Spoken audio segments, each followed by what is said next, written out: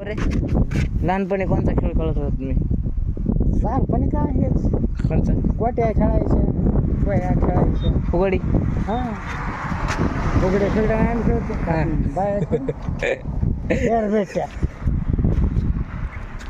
लहानपणी काय असते इटू दांडू गोट्या खेळायच्या.